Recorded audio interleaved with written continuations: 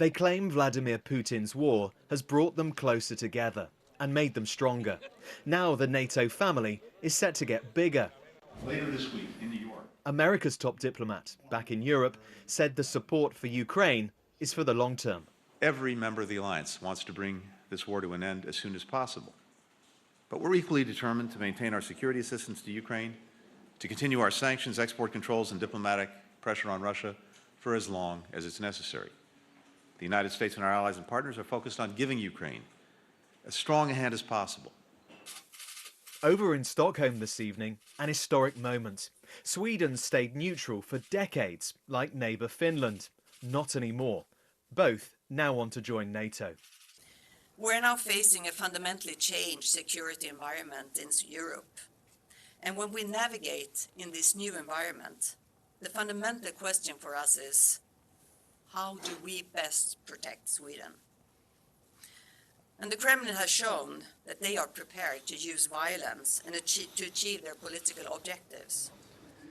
Sweden and Finland joining the Western military alliance is not just about the symbolism of two more flags being planted here. It would double the length of the land borders between Russia and NATO countries. It's the sort of expansion that Vladimir Putin was desperate to avoid.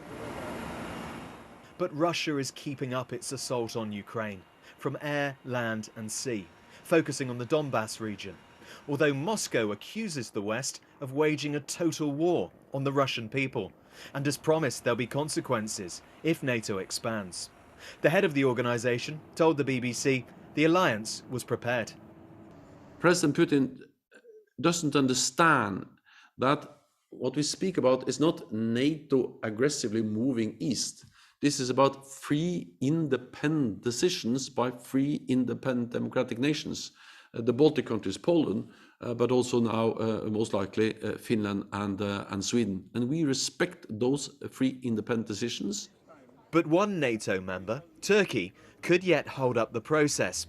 It accuses Sweden and Finland of harbouring Kurdish militants and wants concessions. It matters because all the existing 30 members need to agree to new countries joining their ranks.